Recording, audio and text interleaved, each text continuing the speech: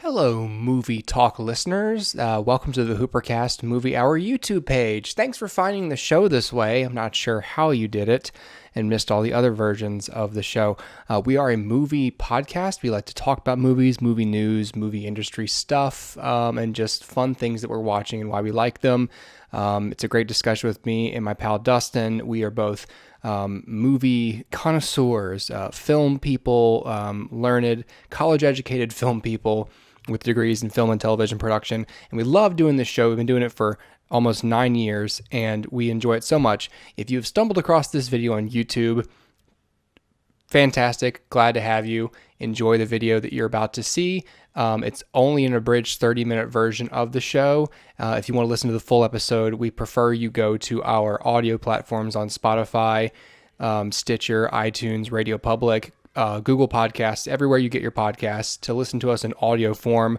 It's just the way we prefer, and we put the conceit of the show in the first place. The video is supplemental and just a fun thing for me to do personally while we record, but the show itself is made for audio. So check out our page anywhere you prefer to listen to your podcasts. Otherwise, enjoy the 30-minute preview of the show, which always will be on YouTube simultaneous to the release of the podcast. Enjoy the show.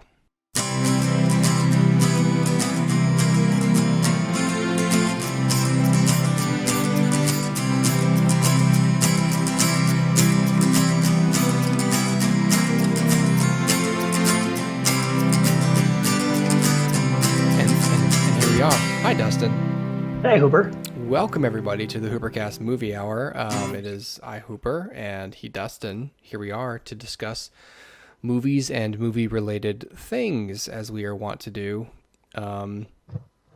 If you're watching on YouTube, the slate that you see before you is somewhat true, but all the locations there are accurate except for the phone number. That's not true either. It's that's our stuff. That's our info right now. That's what we got going on ahead of us tonight. We're starting out with a lie. We're gonna talk about Richard Jewell tonight, Dustin, and An American Pickle. Yes. In London. Sorry, that's an adult film. Excuse me. We're going to talk about a couple pieces of film news. I have a quick little tidbit about a book I liked that I just finished reading, and I wanted to. Well, I didn't. Did you just say book I liked instead of a book I liked? Book I liked. Want to talk about book I liked? Proper noun. Book. Talk about book me like. Me like book. Me like book. Why use lot word when few word do trick? Sadly, got to start off on a somber note here. So it was a good weekend in a lot of ways for me. Great weekend with my family. Had a good long weekend with them. I hope your weekend was good as well, Dustin. It was, yeah. But it was kind of brought down a little bit, and I, in a significant way, with the news. My wife got push alerts from work while we were, off the grid, and she read out Chadwick Boseman dies. I was like, "Excuse me." Mm-hmm. And she was like, Chadwick Boseman, Black Panther star. I was like, give me that phone. And sure enough, the news. Yeah. Chadwick Boseman dies over the weekend. I think he died on Friday. And Friday. And of colon cancer. Yeah. And this is what I have on the screen right now is the story from KTLA. When that first kind of became widespread, the news became public, and it pretty much, by now anyone who knows this news has read all this stuff, and then his career, so you don't have to actually read this article. But a lot of people are pointing out how significant his career was in such a short amount of time. Yeah. From, I think it was 2013 was when 42 came out. Yeah, great movie. And it's been 7 years. And I believe Mhm. we talked about 42 on the show, Dustin. That might have been you Probably who, way back in the day. and Yeah. I don't even, did you ever see Get On Up? I haven't seen No, I 42 or Get On didn't. Up. Yeah. So where he played James Brown. Hmm. I believe he played Thurgood Marshall. Didn't he play Thurgood Marshall in a film recently? Well, I Probably. say recently, in the past 7 years. Right, right. And then, of course, most notably, or most commercially recognizably, King T'Challa, the Black Panther for for Marvel Studios and the Avengers: Infinity War Hmm. and Endgame, and would have been Black Panther 2, shooting next year. And it's weird because I was thinking how a couple of weeks ago we were talking about how it sucked that Rachel Morrison couldn't come back and be the cinematographer on Black Panther 2, but how it was like, it's for a good reason. She's directing her own film, and the schedules might conflict, and how Ryan Coogler would just have to find another DP, and that's not that big of a deal. Even though DP is an important job, it's not like what most people take away from most commercial Yep. films. Yep. And it just sucked to reflect back on that and think like, and the star has now died, Yeah. and that is the most significant person involved in this film is the main character, the star, Yeah. and what I would call the icon, Yeah. that really did a lot for a whole lot of people. I mean, it's such a significant. It's more than a comic book film.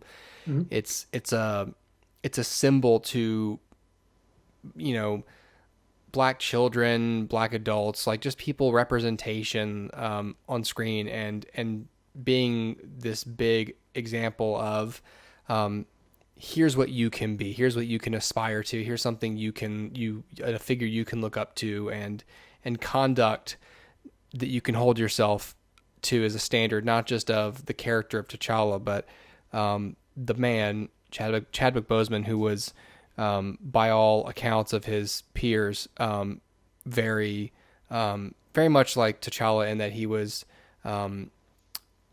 semi-regal in his demeanor, measured, um,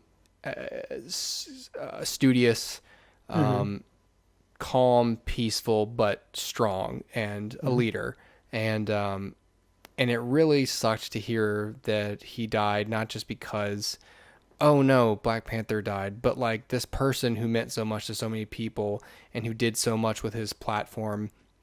Um, you just don't. It hurts more when those people, pass away, Yeah. especially from something like colon cancer. Where were you when you heard the news? I was just sitting at home, and John actually texted it. Was it John? John texted it, right? Kellen. Somebody, I Somebody Kelly, texted it. yeah, yeah, And yeah, that was the first I heard about it, and so immediately, like, basically, I showed the phone to my wife, and she immediately went to Google, and of course found out it was true and all this stuff. And so, I think the thing that sticks out to me most is, um, his most notable role. I guess that's arguable, but it is yeah, T'Challa, yeah, and that was in 2016 that Captain America: Civil War was released, which was also the year that he was diagnosed with colon cancer. So, yeah, um, basically, the entire time he was in the public eye, he had colon cancer, yeah. and was secretly fighting that battle. I remember, um, it's probably been it was probably before the outbreak of COVID. I remember seeing an interview or a photo or something of him and thinking he looks thin, but he must be doing that for a For role. the Five Um, Bloods. yeah, and so I didn't really think anything of it.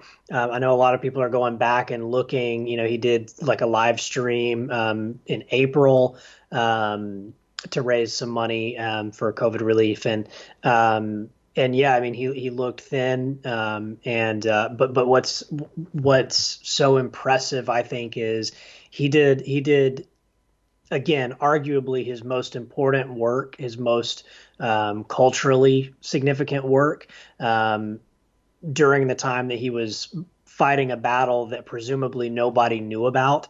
My initial thought was, oh, well, I'm sure Marvel knew about it, right? Right. But by all accounts, they did not.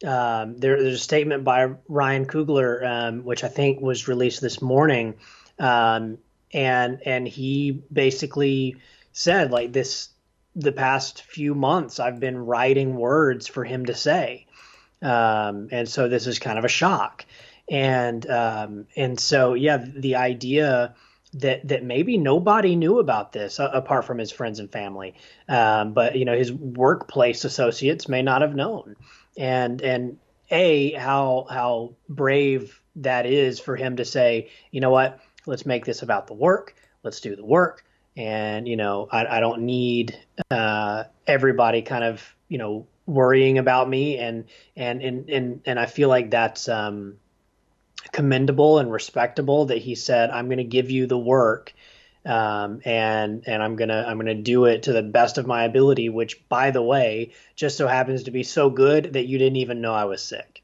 Right. And that's impressive. It's respectable. And John and I saw 21 Bridges in theaters last time he was up in town, and so I've been consuming his work for years now, and yeah, he's a good bit older than us. I mean, not a lot older than us, but a little bit older than us. But I would consider him a part of young Hollywood, Yeah. and this up and coming Hollywood. And so the idea that there's only a couple, I guess maybe one other Chadwick Boseman movie that's yet to be released is that's a sad thing. And so it's just sad because he had a lot to give, beyond Black Panther, beyond Black Panther 2 and 3, and well, however many more Avengers movies he does. Right. He had so much more to give the world of cinema. So it's a sad time, but also one you can look back on and say, that's a man that was working at the top of his game, doing things that were important to him and doing them at an incredibly high level. I have the Ryan Coogler full statement on the Deadline article Mm-hmm. linked in the show notes if people want to go read that. So it's a really good I say article. It's a great statement. I'm sorry about that. Yeah. Yeah, like you quoted part of one of the most impactful sentences there, which is he says the director Ryan Coogler says, I haven't grieved a loss this acute before. I spent the last year preparing, imagining, and writing words for him to say that we weren't destined to see. It leaves me broken knowing that I won't be able to watch another close-up of him in the monitor again or walk up to him and ask for another take. I wondered if, and there's also a really great tribute that Marvel put together for him over the weekend that's all on YouTube. That's also in the show notes.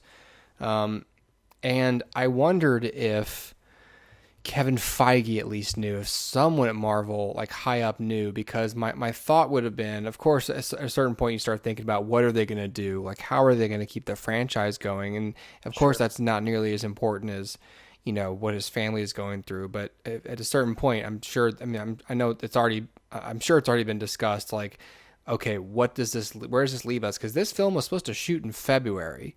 Yeah. They weren't far away, and Yeah. it makes sense now with all this stuff coming about that perhaps like the director, crew, producers, or to an extent didn't know about his illness. I have to assume that. I don't have to assume, but I would think that if he told anyone at Marvel, it was probably just Kevin Feige. Yeah. Like I've diagnosed with cancer, and you may want to have a backup strategy if it goes south, but maybe he didn't. Maybe that's not the kind of dude he was. Yeah. If you extrapolate that out to, our careers, if we were at a point where we felt like, look, I'm still able to do my job. Yeah. I'm not going to give it up, and I'm not going to walk away from it or ask them to do something, Mm-hmm. kind of brash until I know what's happening. And the thing about cancer is you don't know what's happening. So it could very well have been that he just said, I will work, and I'll do the job that I've been hired to do. And, if it goes south, then they'll figure it out. Yeah. And that would be completely fine. He doesn't owe Kevin Feige or Marvel an explanation as to why he's sick or even a heads up that he is. Yeah. That's personal. Yeah. And as long as he's able to do the job that they hired him to do, then it's not their business. And I don't know. Yeah, Who knows? and again, like to go into this even further, like it's not like with the news of his death, anyone at Marvel's like, hey, what the hell? Way to put us in a Yeah. bind, man. Right. Right. That Yeah. it wasn't his plan A either, And it also feels like, let's say he did tell Feige or somebody. Yeah. I would imagine the response wouldn't be, okay, yeah, we'll come up with something else in case. Exactly. I think it would have been, you'll beat this, you'll be fine. Yeah, and, exactly. And then Yeah. you just keep on going and go as long as you can. To advise them of an exit strategy would be to admit that you're not going to get through it, and it's Right. and it's not how he faced his disease. It's scary because on a more personal level, like this is one of those cancers that's really taking down a lot of people in that age group right now because I know two people who have that same cancer or a similar cancer, and it sucks. And all cancer is bad, but like there's some cancers that have a higher rate of mortality than others. You find skin cancer on yourself, you probably get it just cut off, or Yep. other kinds, but there's certain kinds of cancers that, like, when you're in a certain stage, if it's a certain kind of cancer, it's very, very bad, and colon cancer is one of them. And Yep. I don't have all these exact figures in front of me, so I'll just speak vaguely that it's one of the cancers that is underscreened in the age group that it's starting to affect, because of insurance premiums and the age group of colonoscopies. And essentially what can happen with people is they don't start getting screened for it until they're already deep into the stages of it being past the point of no return. So for a lot of these unfortunate people, you get a colonoscopy, or you start having, or even worse, you start having very horrible pain and symptoms, and then you go in, they go, oh yeah, you're at stage 4 colon cancer. And you're like, well, I'm 41 years old. And they're like, yeah. And then it's not good news, and it's not a good prognosis. And all you can sit there and think is like, I wish I'd caught it sooner. But if your doctor is telling you don't have to get a colonoscopy until you're 50, Why would you go in? Why would you go in? And if you said, I want to get one anyway, and they go, okay, cool, except that your insurance doesn't cover it, it's like, what am I supposed to do? And so we already, again, we knew these people already. So this subject was already, not far from our minds in that sense. And then to hear that that's the kind of cancer that took down Chadwick Boseman, it's another, not to turn this into anything, away from the man himself, but like, this is a problem. And I don't, again, like, I don't know what I can do to solve it, but I think it just, that's part of another thing that's what's so sad about it is you feel like on the one hand it's preventable, like, there's something that could have been done systematically that could have, stopped this, but at the same time, Chadwick Boseman, I don't know his circumstances, and all I know is he had plenty of money to fight it, and it didn't matter. And so it really just comes down to, is early detection, is this one of those things that early detection needs to be much more in play. That's just another sad statistic for this disease, and it's really sad because he was a person who meant a lot to a lot of people. So that's sad news, indeed. So Chadwick Boseman was 43 years old, and but he is immortalized on film and in culture forever. Yep. And I think that someone said, I can't remember which post this was, but with any great person that you admire who dies, the thing to do is always, they say, the best way you can honor them is emulate them. And so for him, it was kindness, thoughtfulness, all the virtues that you look up to them for having. If you really want to honor their death, you need to carry on their best qualities in yourself. So, Yeah. yeah. So that's Chad Boseman.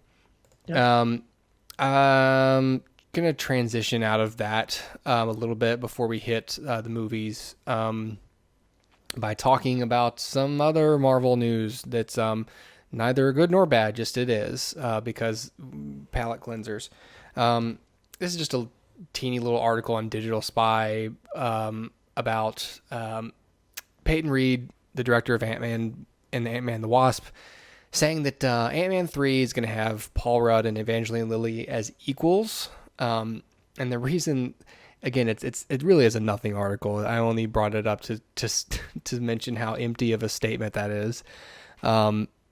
If you recall, the listeners, but I liked Ant-Man.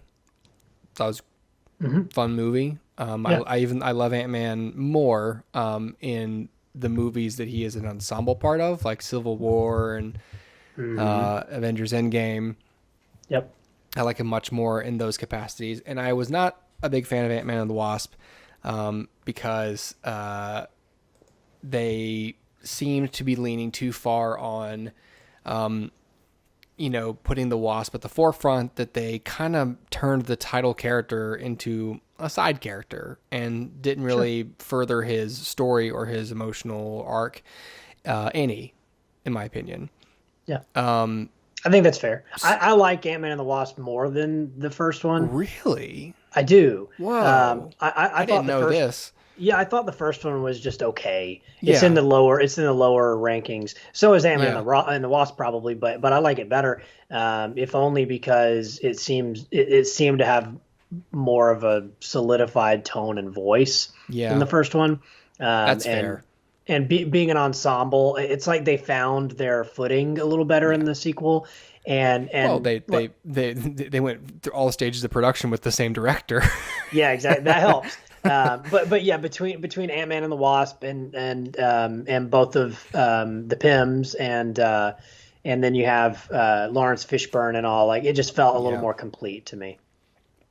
Well, I don't know if there's, I'm not sure where this comment comes from Peyton Reed, but he said the characters will be regarded as equals in the movie. And it seems like he's almost saying, like, oh, don't worry, we'll have, it's almost like he's responding to criticism that there still was not enough of Hope Van Dyne in the second film. To where I'm saying, like, no, there was too much of her. There was not balance. Like, they weren't exactly a team as much as her just doing stuff and him being kind of left out of the operations for a lot of the movie. Like, it was frustrating on the level of, like, was it Order of the Phoenix, where for a lot of the movie, Dumbledore doesn't talk to Harry because he knows that Voldemort, trying to protect him. Yeah, like is sharing a mind with him, and he needs to keep information from him, so he doesn't endanger the larger plan. And the difference with that book and that movie, and Ant-Man and the Wasp is in that Dumbledore at the end sees, like, oh, I was wrong to keep you in the dark like that. So at least there at the end of the film where he's participating, there's like a catharsis. Sure. But I felt that same frustration and no release from it watching Ant-Man and the Wasp, because I just felt like this plot is just, he's not really, I don't know. I just felt like he was this is a stupid pun. Why does this keep happening, Dustin? A fly on the wall. A fly on the wall. Yeah. Okay. Yeah. to his own film. Sure. I would agree. And I think the better title for this is The Wasp and Ant-Man. I think maybe it just needs to be flipped, but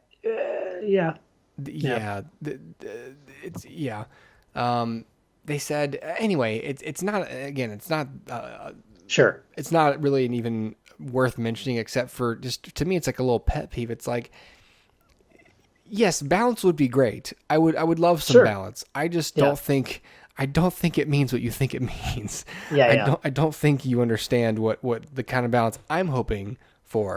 And Yeah. this isn't some men's rights thing or whatever. This is me Sure. saying, I don't want Ant-Man 3 to have even less Paul Rudd in it. Like I Sure. love Evangeline Lilly. I love her in this role. I think she's great. But I do, if nothing else, I'd like to see a movie where Scott Lang, especially at this point, is a lot more, owns his role and his knowledge a lot more than he Yeah. has in the previous two films, to where he is on equal footing with Hope. Because you know what? It is true that she's a lot more competent than he is. Yeah. So that can't be ignored. So in that sense, I understand the direction that the sequel took, because Yeah. he worked for the specific purpose they needed him in the first film for the heist, Yeah. but Yeah. there's nothing about the second film that requires thievery or any knowledge of a heist. Sure. But now that he's like a quantum expert, and Yeah. maybe they can develop, through some montages or whatever, I don't Sure. know, do that thing. Sure. Have him be smarter and have him actually be on closer intellectual footing with her. That would be satisfying to me, because you have to assume this is his last solo film. Yeah. So give me something good. I don't know. Yeah, I think where I would go with it, I would want Ant-Man and the Wasp to both be, to both be equals. Yeah. So even if that means like having Scott have some sort of inferiority complex or whatever it is, and like having to rise above his current station, or maybe he thinks he's too good, right?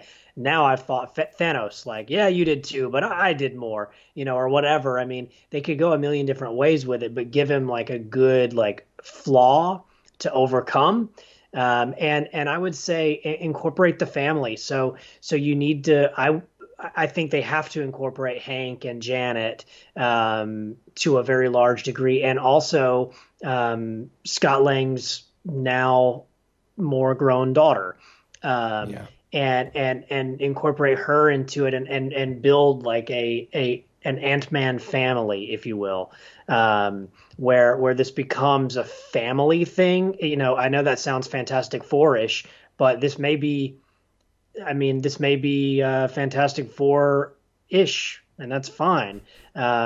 It just has to, I think, incorporate all of those characters in equal measure to be satisfying. Because if we don't, we haven't seen much of his more grown up Cassie, and so if we don't touch on it at all, it's going to be weird. And if we don't touch on Hank and Janet at all, it's going to be weird. So just bring them all in, let them all be a part of it, and let them all be a part of whatever's going on.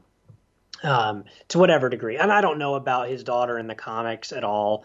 I don't know if she ever becomes a superhero or whatever, but just let her tag along. It's fine. But incorporate everybody, and again, give Scott a flaw that he needs to overcome, some sort of something that will further his character and endear him more to us than he currently is. Because you're right, when you look at Ant-Man and the Wasp, or even his appearance in the Avengers movies, he's more comedic relief than leading man. And so build him up and let him be a leading man. All right, let's move on. I want to get to the movie you want to talk about tonight. Let's do it. So let's talk about let's do it. Let's talk about Richard Jewell. Yeah. Have you seen Richard Jewell? I have not seen Richard Jewell. All right. So for those of you who don't know, that was slurred, but I meant for those of you who don't know, Richard Jewell came out last year, 2019, directed by Clint Eastwood, written by Billy Ray, not Billy Ray Cyrus, but Billy Ray, who wrote the first Hunger Games movie. I got a great screenplay idea. Yeah. And he also, I think, wrote Captain Phillips and the new Terminator movie, Virtuoso. Hit and miss. Lots of things. Sure. And anyway, so Richard Jewell is the story of Richard Jewell.